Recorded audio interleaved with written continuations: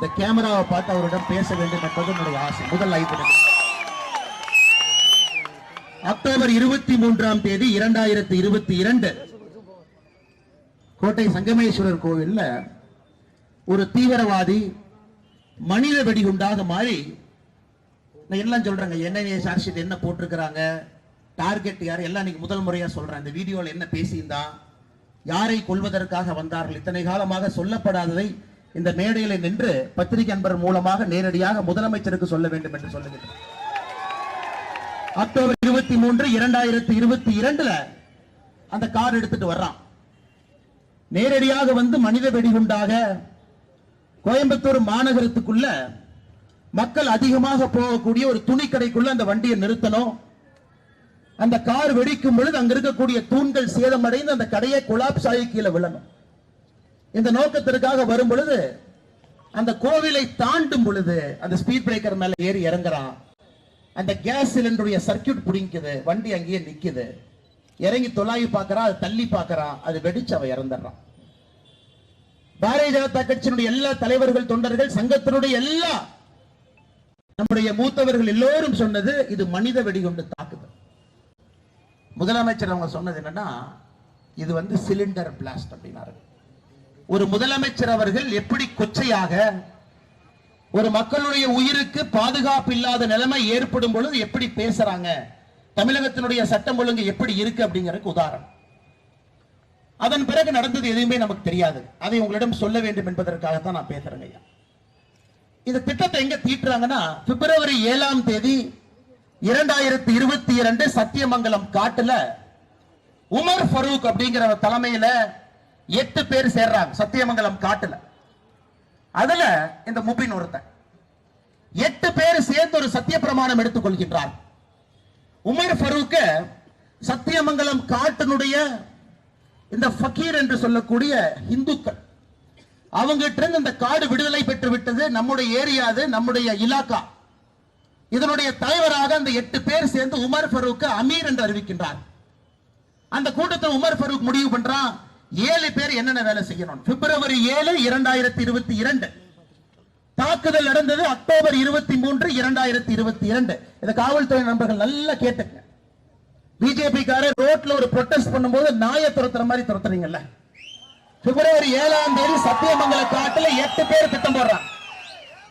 அதன் பிறகு Umar Farouk இந்த முபீனை கொடுக்கிறான், இந்த தீவிரவாத தாக்குதல் தற்கொலை படையாக நடத்த வேண்டியது உன்னுடைய பொறுப்பு. அதற்கு நீ தீவிரவாதத்துக்கு தேவையான பொருள் எல்லாம் வாங்கணும். மார்ச் மாசத்துல 750 கிலோ அமோனியம் நைட்ரேட் வாங்குறாங்க. அதோட சல்பரை கலந்தீங்கன்னா, சார்கோல கலந்தீங்கன்னா அது வெடிப்பொருள். அமோனியம் நைட்ரேட்டை வாங்குறான். காவல்துறை நண்பர்கள் நல்லா கேட்டுங்க. ஏன்னா உங்களுடைய டிஜிபி அவர்கள் தமிழக பாரதிய ஜனதா கட்சியுடைய அறிக்கைக்கு என்ன சொன்னாங்கன்னா, ஒரு சிலிண்டர் வெடிப்பை வந்து நீங்க அரசியல் பண்றீங்க. முபீனுடைய 2வது டார்கெட் உங்களுடைய போலீஸ் கமிஷனர் ஆபீஸ். உங்களுடைய போலீஸ் கமிஷனர் ஆபீஸ். காவல்துறை நண்பர்கள் காக்கி போட்டுட்டு வீரமாக யார் இங்க நிக்கிறீங்களோ, நான் சொல்றத நல்லா எழுதி வச்சுக்க.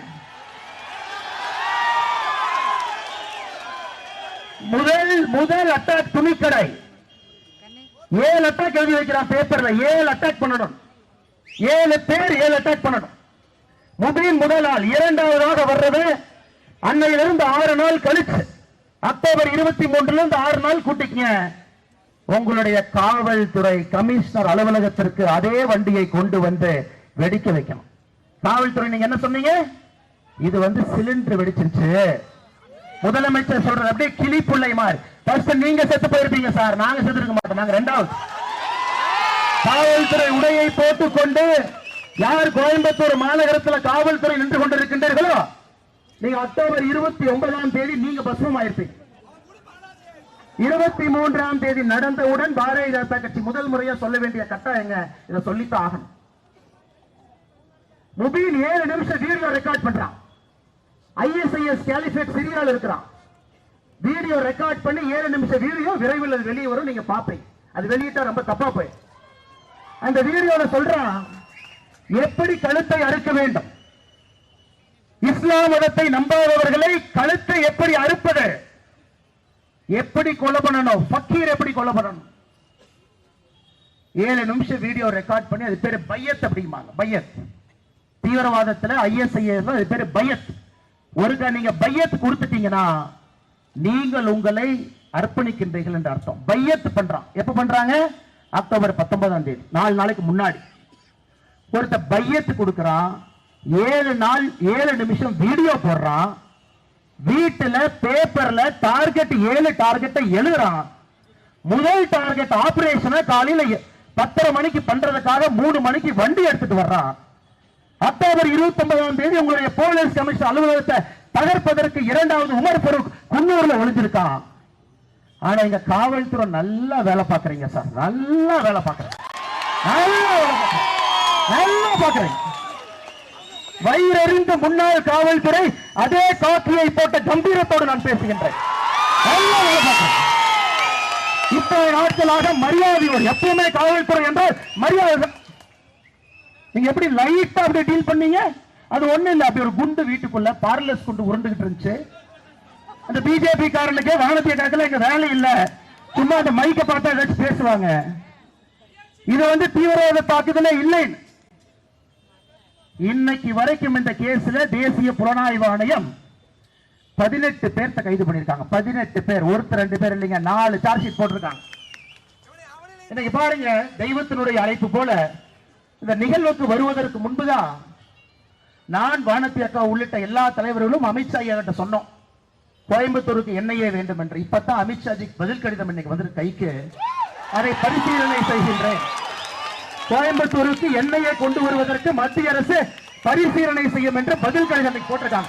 NIA வரட்டுங்க பார்க்க.